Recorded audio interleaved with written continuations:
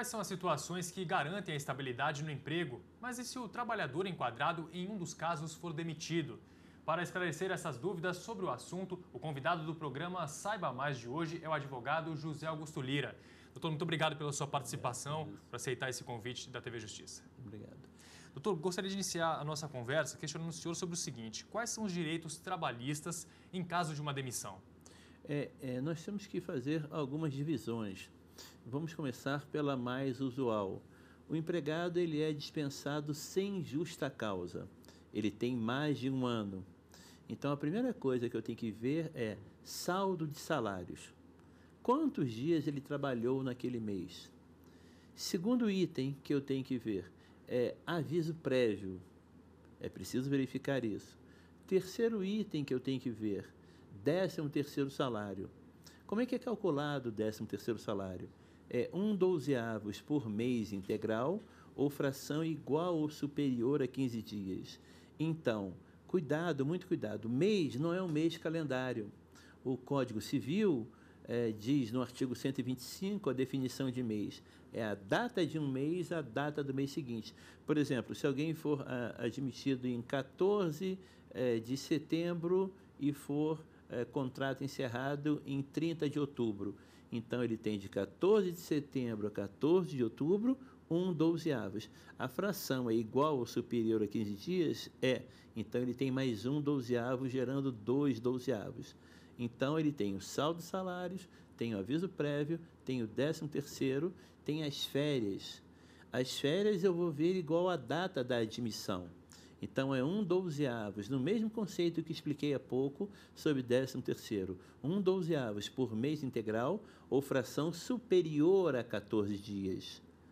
Então, enquanto o 13º é fração igual ou superior a 15, as férias superior a 14. Aritmeticamente, Gabriel, é a mesma coisa.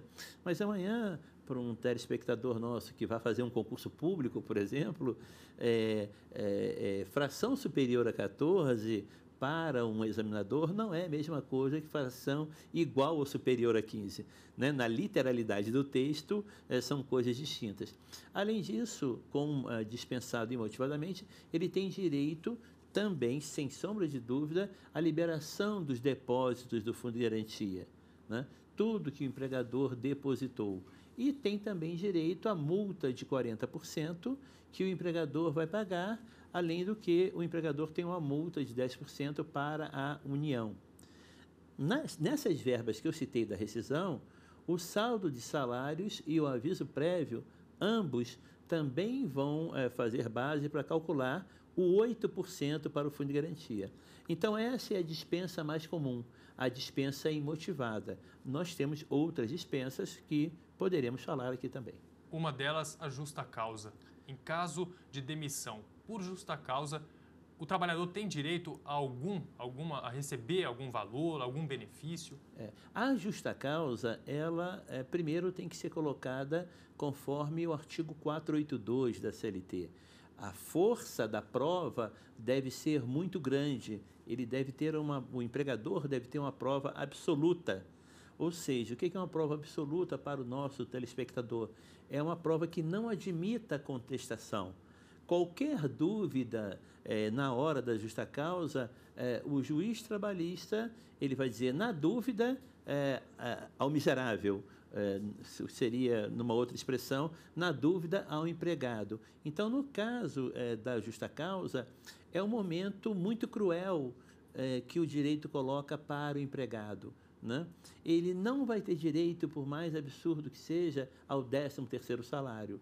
Fundo de garantia, liberação, esquece, nem pensar. Né? Ele só vai ter direito aos dias trabalhados e férias vencidas.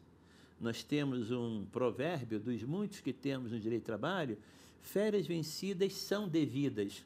Então, ele vai ter apenas, fechando a tua pergunta, saldo de salários e vai ter férias. Agora, o empregado deve lutar para demonstrar que aquela justa causa não é devida. Certo. A gente tratou até agora de casos em que a iniciativa da demissão parte da empresa.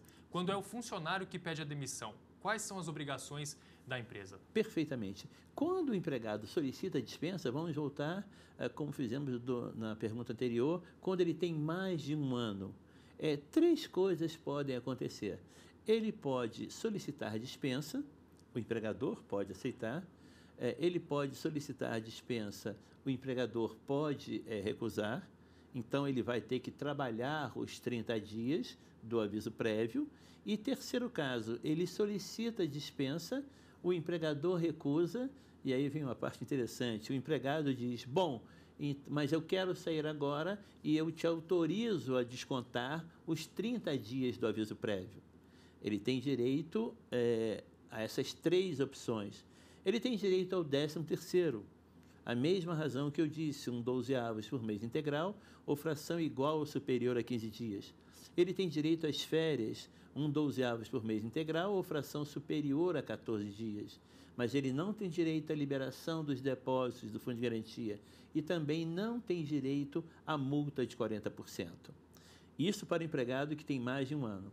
Quando o empregado, é uma situação interessante, ele trabalha num contrato de experiência, dentro de um contrato de experiência, quando ele solicita a dispensa, ou num contrato determinado, que ele tem 2 anos, né, o empregado vai ter direito ao saldo dos salários, ao 13º, às férias. Mas, se o empregado, na saída dele, quando ele solicitou a dispensa, ele gerou um prejuízo para o empregador, e se o empregador comprovar esse prejuízo, o empregador vai ter autorização para descontar os dias que faltam pela metade. Vamos imaginar, eu estou no dia 20 de agosto. O contrato terminava dia 30 de agosto. Portanto, nós temos 10 dias ainda que faltam. Esse empregado ganhava R$5.000. Eu, empregador, para não ter prejuízo no meu trabalho, eu coloquei o empregado ganhando 8, acima do mercado. Então, de 20 de agosto a 30 de agosto, eu tenho 10 dias. O artigo 480 da CLT, combinado com o artigo 479, diz o empregador deve demonstrar o prejuízo. Demonstramos o prejuízo. E a quantia que ele vai pagar, ele, empregado ou empregador, não deve exceder aquela que ele teria direito se fosse dispensado. Vamos traduzir isso. Se o empregador dispensasse o empregado dentro do contrato de experiência, 20 de agosto, de 21 a 30 de agosto, eu teria 10 dias. Então, o empregador pagaria o empregado 5 dias, a indenização pela metade. Vamos agora para a pergunta, o empregado. O empregado, o que ele vai pagar, o importante é que o empregador demonstre, na hora da rescisão, da homologação do sindicato, que ele, empregador, sofreu prejuízo. Se ele demonstrar isso, ele vai pagar a quantia que o empregado vai pagar ao empregador, não deve exceder a 5 dias. Enquanto o empregador, ao dispensar o empregado, ele paga 5 dias, porque é a indenização pela metade, o empregado não deve exceder. E por que isso, Gabriel, é importante colocar? Porque depende do prejuízo que ele causou. E não necessariamente ele pode ter causado os 5 dias de prejuízo. Então, abordamos duas situações, o empregado com mais de um ano e o empregado com menos de um ano e o empregado no contrato de experiência dele. A gente já falou sobre a questão do trabalhador ser demitido, dele pedir demissão. É uma prática dita comum, mas que está um pouco fora, quer dizer, está fora da lei trabalhista. É aquele comum acordo, a vontade da empresa, a vontade do trabalhador, daquela rescisão de contrato. Isso pode ou não pode? Isso é absolutamente ilegal. Eu te respondo, e eu não gosto de falar em jurisdições, mas a CLT, no artigo 9º, ela diz assim: serão nulos todos os atos praticados com o objetivo de impedir, fraudar ou desvirtuar os conceitos contidos na presente consolidação. Então, esse famoso acordo, eu te devolvo a multa do fundo de garantia, você me libera o fundo de garantia, isso, se a autoridade souber, né, isso vai dar um problema enorme, de igual forma ao seguro-desemprego, por exemplo, que nós trataremos com certeza nessa nossa entrevista. Então, é ilegal, não há nenhum empregado a se pensar nisso, porque, repito, se o auditor fiscal do trabalho chegar isso, ele vai querer abrir um processo. Se um membro do Ministério Público do Trabalho chegar ao conhecimento dele isso, ele vai querer abrir um processo e aí vai ser desagradável, seja para o empregador, seja para o empregado. Nós estaremos aqui à margem da lei e o direito ele é impiedoso para esse tipo de conduta. Mudando um pouquinho, falando a respeito do pós-demissão. Claro que o trabalhador não pode ficar sem um amparo financeiro, simplesmente ser demitido, sair da empresa e ficar sem receber nenhum valor. Um desses critérios adotados é o pagamento do seguro-desemprego, que inclusive sofreu algumas alterações recentemente. O que é o seguro-desemprego, quem tem direito e como ele funciona? O seguro-desemprego ele é garantido para dispensa imotivada, né? Dispensa imotivada. Ele foi dispensado por justa causa? Não tem direito. Ele solicitou dispensa? Não tem direito. Por exemplo, houve uma culpa recíproca, que é falta entre empregado e empregador. Então, o direito é para o empregado que sofreu a dispensa imotivada, aquela que não teve a motivação. O seguro-desemprego vai ser pago em parcelas em função da média aritmética simples dos últimos salários. Ele poderá ser pago ao máximo de 5 parcelas, ao mínimo de 3 parcelas, dependendo do tempo, cada caso é um caso, quanto tempo ele tenha de carteira assinada. Então, os recursos são oriundos do Fundo de Amparo ao Trabalhador. Para esse pagamento, então, há de ser visto o tempo que ele tinha de prestação de serviços. E aqui vai um outro registro, Gabriel. Por favor, né? Não tirem, para receber o seguro-desemprego, não tirem uma outra carteira para ter um novo contrato, achando que com isso vocês vão receber as parcelas de seguro-desemprego. O Ministério do Trabalho está literalmente aparelhado para detectar, né, e pelo Cadastro Geral de Empregados e Desempregados, quem fez essa fraude. Né? Como eu disse há pouco, é um outro tipo de fraude, infelizmente, muito comum. O empregado pega, tira uma outra carteira, achando que nunca vão descobri-lo, e entrega outra carteira e continua a receber o seguro-desemprego. Né? Por favor, não façam isso, porque o escritório atua nisso e o que tem de processo, isso é considerado um crime. Né? Muito embora o seguro-desemprego seja com recursos do FAT, o seguro-desemprego é um benefício previdenciário. Ele está no decreto 3.048, no artigo 6º do direito previdenciário, e ele é um benefício previdenciário, portanto, é um crime previdenciário. Você está recebendo o seguro-desemprego quando você não está desempregado, né? Você tirou uma carteira e você praticou uma fraude. Eu queria fazer esse adendo a essa nossa entrevista. No caso do trabalhador estar recebendo o seguro-desemprego e ele consegue um novo emprego, apresenta uma outra carteira. Ele continua recebendo esse valor, ele vai perder automaticamente? De que forma que o Ministério do Trabalho lida com essa situação? A primeira questão notável que esse empregado deve fazer ele deve ir de próprio punho a uma agência do Ministério do Trabalho e renunciar ao recebimento do seguro-desemprego. Nesse caso, é cabível a renúncia. A renúncia, sem falar em jurisdições, mas é um ato soberano do titular do direito, que dele o que é? Direito, dele se despoja, ele se retira daquele direito. Então, ele assume outro emprego, mas registrando com a autoridade competente de que ele não tem direito mais àquele seguro-desemprego. Isso é notável, é o que se espera de um povo com educação trabalhista. Doutor, então a estabilidade ela é prevista na Constituição Federal. Quando que o funcionário adquire essa estabilidade? Perfeitamente, né? Nós temos 3 tipos de estabilidade na Constituição. Primeiro, e de acordo com a tua pergunta, gestante, ela adquire a estabilidade a partir da confirmação da gravidez. Não há necessidade dela informar o empregador. A simples ida ao pré-natal e a entrega do atestado já é como uma confirmação. A partir da confirmação da gravidez até o 5º mês após o parto. Primeira, estabilidade. Segunda, do dirigente sindical e seu suplente, né? A partir do registro da candidatura até a eleição por todo o mandato e até um ano após.